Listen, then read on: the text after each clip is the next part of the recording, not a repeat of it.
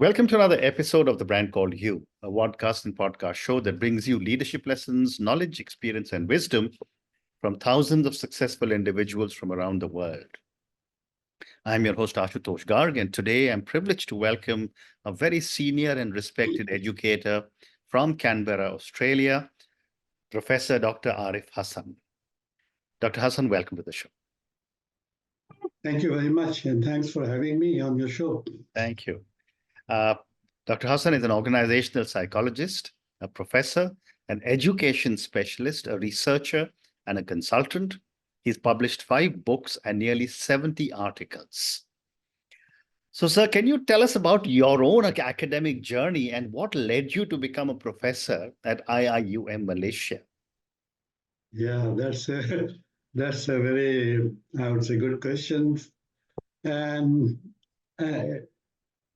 I have a very long journey, for over now 40, 45 years.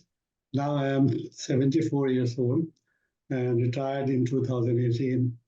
So I would just briefly, I would say that my academic journey began when I was an undergraduate student. I opted for an honors course in psychology. I was a good student. And so I used to participate in inter-university debate competitions and won some medals. All right, and then I got a good result. Obtained the first rank in university. I was the university topper. So that helped me in getting national scholarship to do my master's in psychology. Since there was no master's program in the university at that time, in my university, which was Magad University, so I had to move to Patna, and that was a good thing that happened to me, because when I joined Patna University at the Department of Psychology, it was one of the very outstanding department with excellent teachers over there.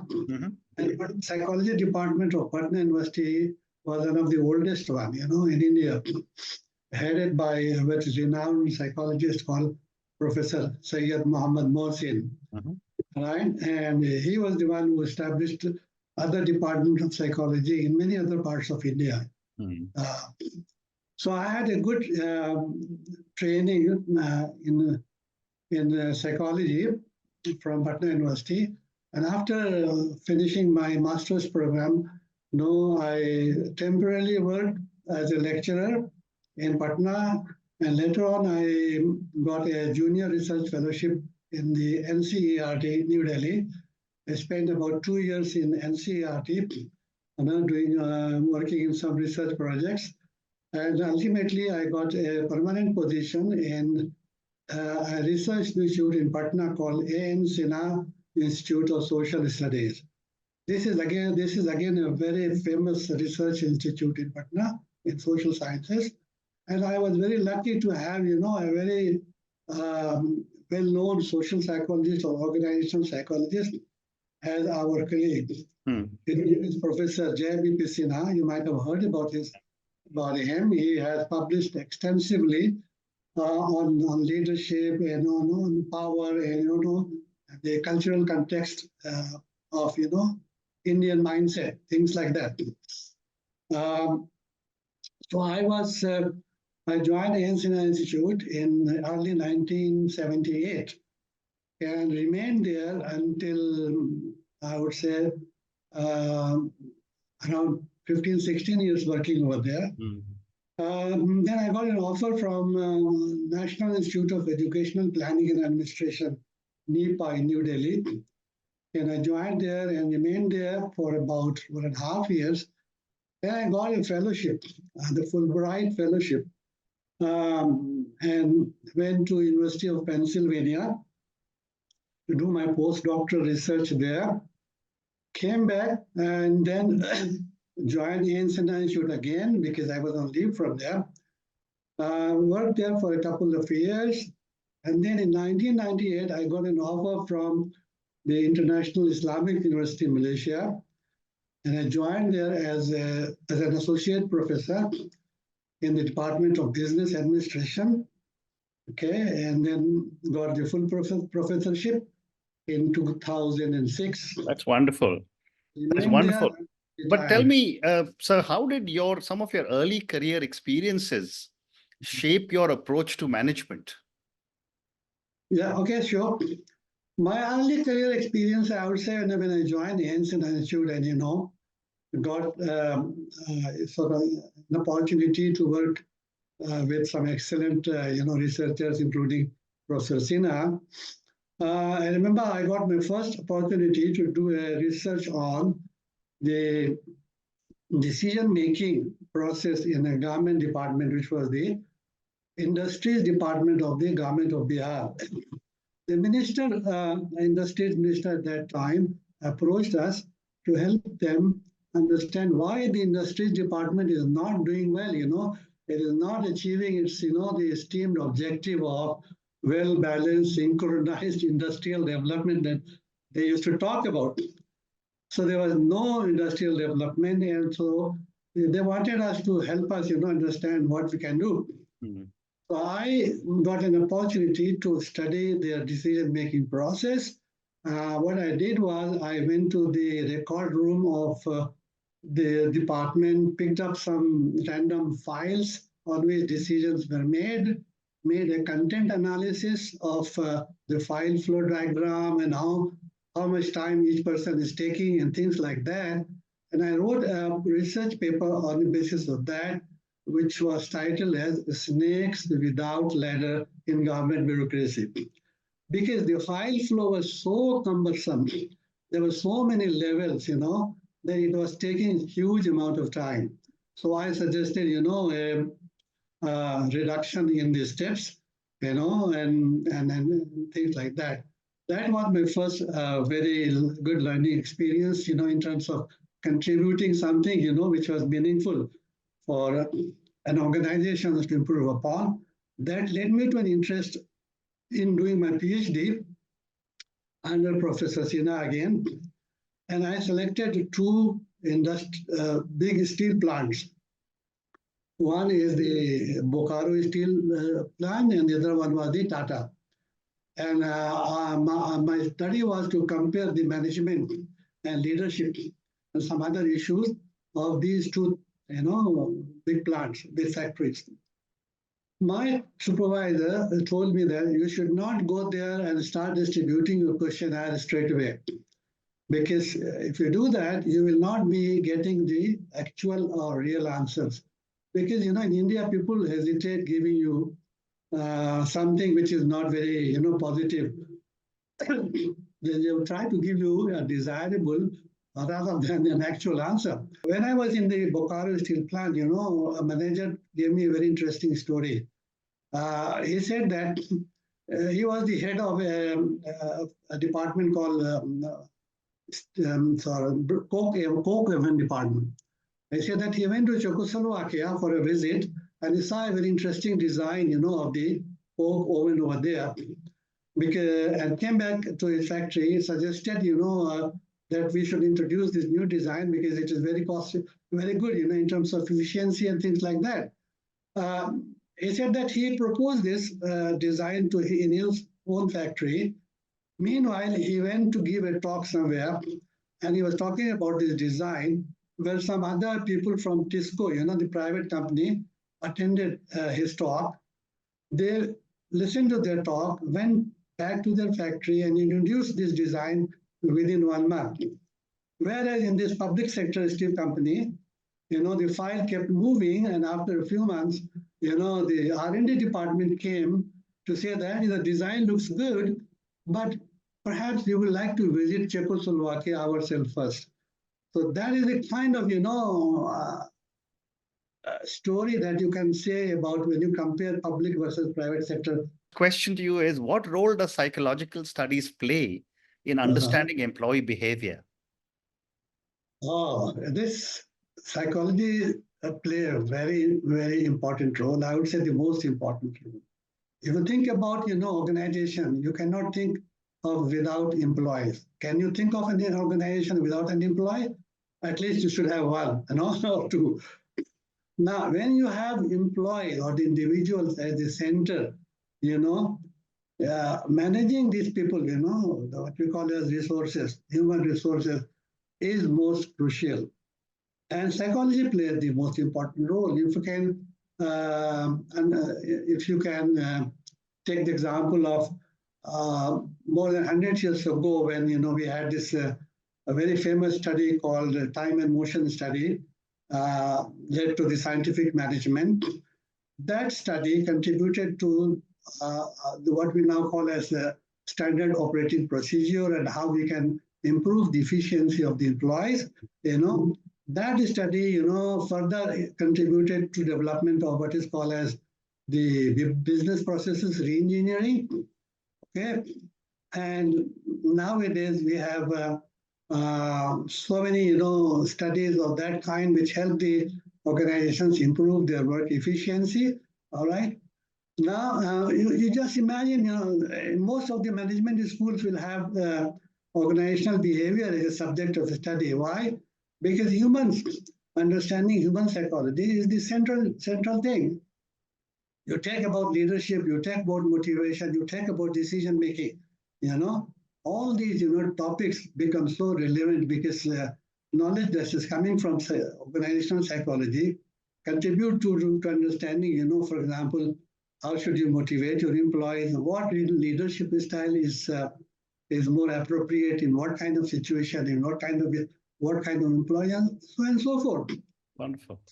So I think that's organizational psychology is a very, very important subject. Thank you. And what are some common organizational behaviors that can lead to decreased employee motivation? Yeah. Well, when common organizational behavior, I would say is that when organizations are what I call becomes very toxic. When we say toxic, means that if the organizational culture is of coercion, of threat, of intimidations, where people are scared of, things like that, so there is lack of motivation in that kind of situation. So, lack of career development opportunities, no recognition, no reward for good job. So naturally, these are some of the factors that contribute to lack of motivation. Okay. And how does organizational psychology contribute to the development of effective management practices? Again, because I said the same thing. Organizational psychology, contributes to the understanding of, let's say, the leadership issue. What kind of leader is more effective in what kind of situation? We have so many leadership theories which guide you that whether you are going to be a transactional leader or you are going to be a transformational leader. If you allow me, I can give you an example of our home study. Please go ahead. India, where we have Prof. Sinha has developed this model called nurture and task leader. Nurture and task leader. He says that Indians are different from let's say the Americans. Why? Because Indians have their own values. We prefer personalized relationship over contractual relationship. Indians love if you call them, and develop relationships. You simply not talk about their job. You also talk about the family, about children. So if you develop personalized relationship with your employees, that employee can go out of way to help you. Can go out of way. You can transform a less efficient employee to a most productive one if you apply some of this, understanding of Indian values, which is preference for personalized relationship. Indians are also a little dependence prone because we have been trained, the Indians have been trained right from the early childhood to depend upon seniors for decision making. It doesn't mean that they cannot take decisions, but they would not speak in front of their seniors because that is their culture. That's their value. They want to, depend upon the seniors, for advice. So in that kind of situation, you need to be a leader who could not be simply participative straight away. You have to be like a nurturing father. You have to behave like a nurturing superior. And if you do that, you can guide them to become independent. So that's the model. So you can understand, the value that the organizational psychology brings into, the development of management, and making it more effective. And how can companies implement organizational justice practices to enhance employee trust and loyalty? Yeah. Now, organizational justice is another area where I have worked. I have a number of publications in that area.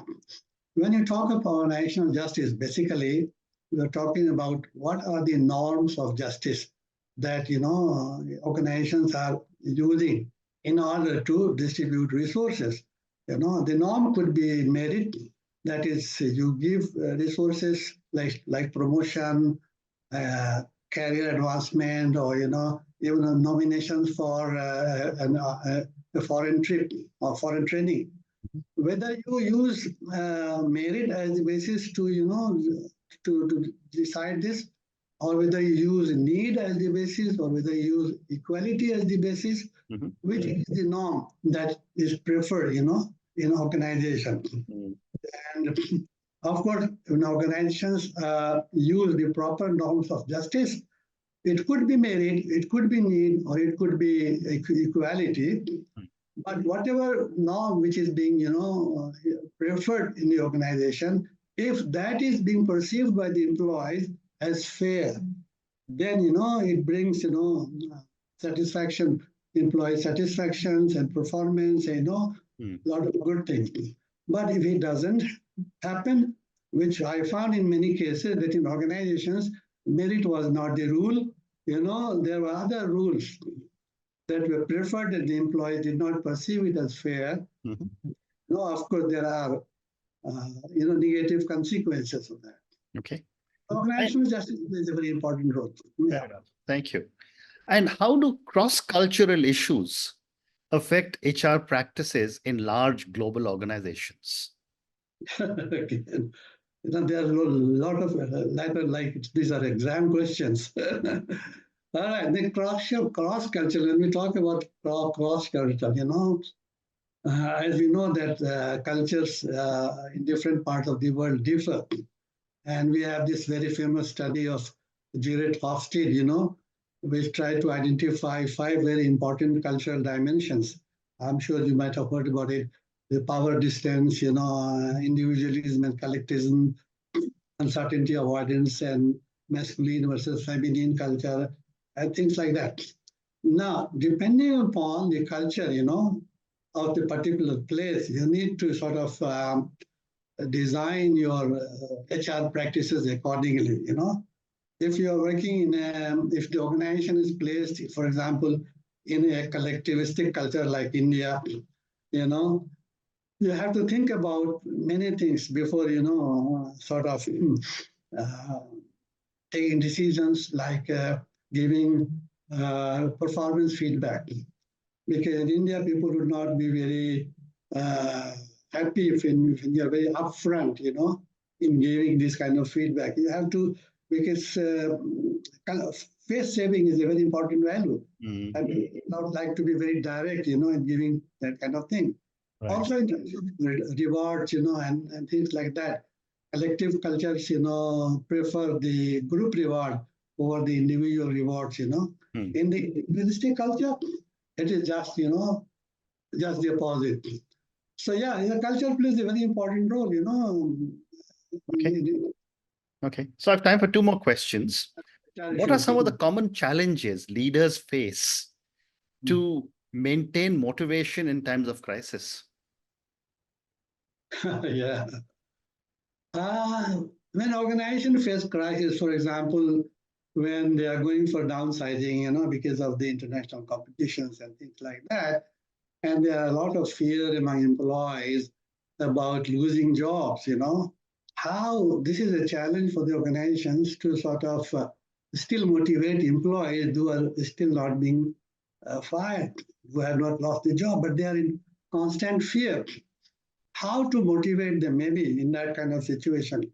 Organizations perhaps can give them some reassurance, can be very open in their communication about the organization future plans, all right? Can even tell them that because you are not losing your job, you have got a better chance to stay here for promotion. because there are less competitions. People have gone, you still are there, and you have got opportunities, for your career advancement. So these are some of the tricks Right. that organizations can do. And my last question to you, sir, what Yeah. role does emotional intelligence play in effective leadership? Emotional intelligence is a very very popular concept, as you all know that. Daniel Goleman says that it's not the IQ but the EQ, the emotional intelligence quotient, that plays the most important role in career development, career advancement. So when we talk about emotional intelligence, as you know, it is all about how good you are in understanding yourself, how good you are in controlling your own emotions, how good you are in understanding others' feelings and emotions, which is empathy, of course, social networking and things like that. Right. So these are the four components which are so vital, for anybody. And if somebody is good in all these four dimensions, he is going to be liked by many people. He is going to build a better relationships in the workplace as well as outside the workplace. And of course, that can help a lot. So Wonderful. emotional intelligence, of course, is a wonderful concept and proven to. Thank you. And on that note, Professor Hassan, I just want to say thank you so much for speaking to me about your own journey. Thank you for speaking to me about organizational psychology. We did manage to cover a few points in organizational psychology. Thank you again for speaking to me, and good luck to you. Thank you so much for having me again. Thank you for listening to the Brand Called You videocast and podcast, a platform that brings you knowledge, experience, and wisdom of hundreds of successful individuals from around the world. Do visit our website www.tbcy.in to watch and listen to the stories of many more individuals. You can also follow us on YouTube, Facebook, Instagram, and Twitter. Just search for the Brand Called You.